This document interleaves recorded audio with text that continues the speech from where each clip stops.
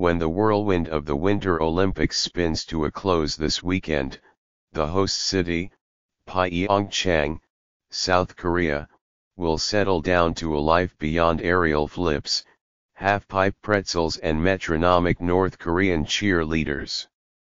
The place will become, once again, a quiet spot where very few children live, its population a disproportionately elderly one, dependent on an imperiled social security system.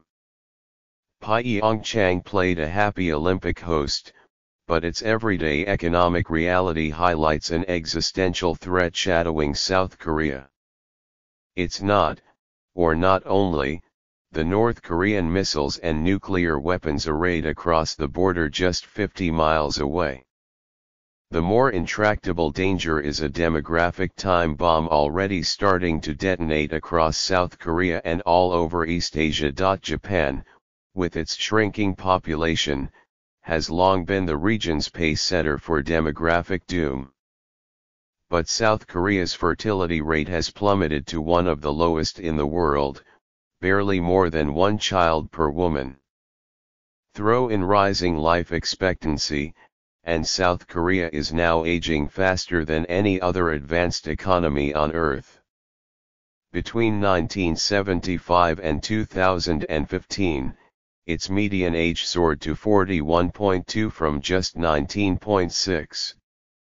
In Gangwon, the potato-growing province that encompasses Pyeongchang, the median age is expected to pass 60 by 2045. The median age in the United States, now 37.9, is predicted to creep up to 42 by 2045. Thousands of South Korean schools have already been abandoned for lack of students. The economic fallout of this demographic shift could be devastating. After transforming itself from a poor, war-ravaged agricultural society into a manufacturing giant in just a few decades, South Korea now faces one peril of prosperity, a labor shortage that will be a drag on both the economy and the pension system for its aging residents. Like the rest of East Asia, Seoul has tried to increase birth rates, offering child care bonuses, fertility treatments, even gifts of beef for families with newborns. Some of its efforts, though, come across as little more than pressuring women to marry and reproduce. In one instance, the government published, and then retracted, an online birth map that showed, in shades of pink, the number of women of childbearing age by city and region. Failing in its push, South Korea opted to pull. It has brought in cautiously, but still much more actively than China or Japan, a growing number of foreign migrants.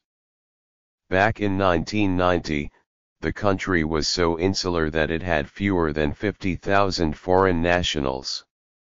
Today there are more than 2 million, a 40-fold increase, most from China, Vietnam, and other parts of Southeast Asia. What other options are there, says Mi-hyun Park, the head of the South Korea office of the International Organization for Migration. The South Korean economy cannot function without foreign workers. Most of the migrants work in agriculture, construction, or manufacturing, doing the so-called 3D work, dirty, dangerous, and difficult, that the locals eschew. One conundrum of the South Korean economy is that even as foreign workers are needed more urgently, youth unemployment has climbed to just under 10%, nearly triple the overall rate. It results from a mismatch. Well-educated young South Koreans want the kind of corporate jobs that globalizing companies are taking overseas, while low-skilled laborers from China and Southeast Asia find plenty of work in traditional industries being vacated by aging Koreans. There are also about 150,000 marriage migrants, mostly Chinese and Southeast Asian women, who have come, with the government's support, to settle down, and presumably procreate, with local Korean men.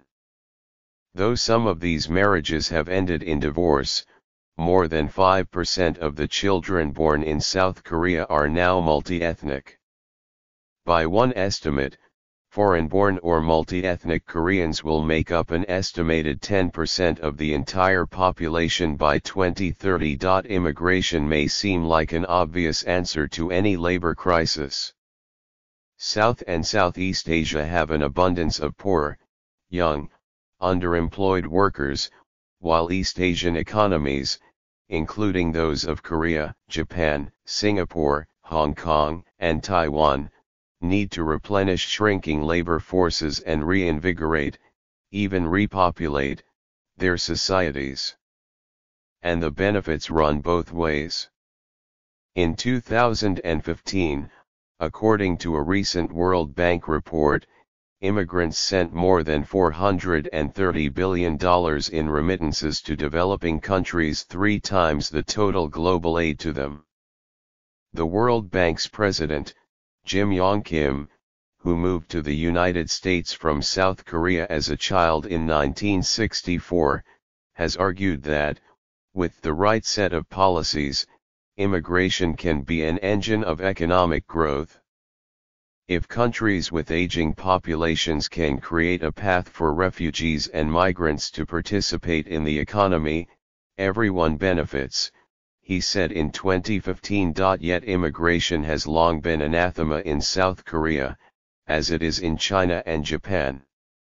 For decades, South Korean school books preached the virtues of ethnic and cultural homogeneity. Korean identity, for example, is based on the myth of a common ancestor, Dangun, who founded the kingdom in the Korean peninsula thousands of years ago. Even the central drama of the Winter Olympics, the rapprochement between blood brothers North and South Korea, feeds into the narrative of ethnic nationalism. Many South Koreans look at North Koreans not simply as blood relatives, but as a potential source of cheap labor, says Catherine H.S. Moon, a professor at Wellesley College and non-resident senior fellow at the Brookings Institution. As long as the dream of unification exists, foreign workers from other countries will be stuck in a kind of holding tank without movement toward integration. Educated young Koreans don't cling so tightly to the equation of blood and nation. Yet on the question of citizenship, they often wind up on the same side as staunch ethno-nationalists.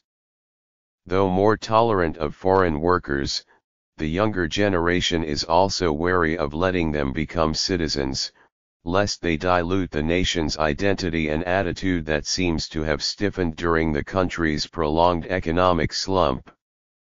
One of Seoul's main immigration programs, the Employment Permit System, EPS, brings in about 275,000 guest workers for up to 5 years without offering a path to citizenship.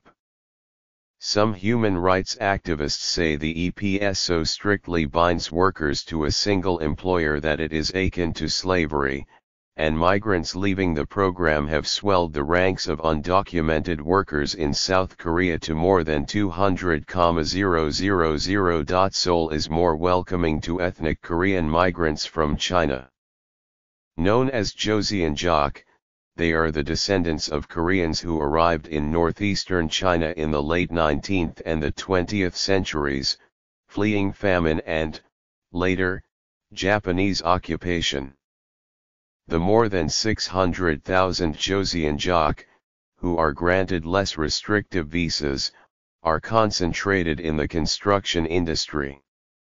If they marry locals, they, like all marriage migrants, can take an accelerated path to naturalization.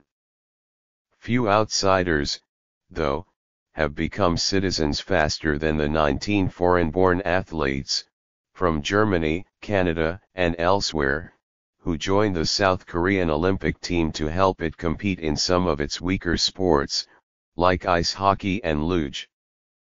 Not all Koreans applauded the inclusion of these particularly skilled immigrants and the instant citizenship they were granted, even if a few of them did learn some lines of the national anthem. Immigration, of course, can deliver more than just short-term benefits. Recent studies suggest that sustained bursts of growth and innovation tend to occur in places buffeted by cultural cross-currents, invigorated by fresh energy, talents, and perspectives. This is not only true in 21st century America. Consider the 9th century ferment of the Tang dynasty Chinese capital Chang'an, present-day Xi'an. The Silk Road metropolis was home to thousands of Turks, Arabs, Uyghurs, Indians, and many others. The cross-fertilization of languages, cultures, and ideas within the dynasty led to major advances in art and technology, like the invention of everything from gunpowder to woodblock printing. Seoul is not about to become a modern-day Chang'an, however. Nor is Beijing. The government celebrates the families of marriage migrants. There are multicultural television dramas about them and showcased a multi-ethnic children's choir singing the national anthem at the Olympics opening ceremony. But it is not seriously considering broader integration for foreign migrant workers. Most South Koreans, Moon says, are still very reluctant to entertain the possibility that immigration can be a dynamic, innovative force. Just a few decades ago, South Korea was a poor, traumatized country sending its own low-skilled migrants out into the world as an economic lifeline.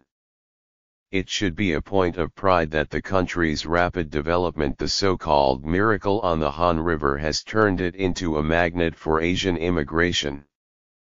But the demographic changes are coming fast, too.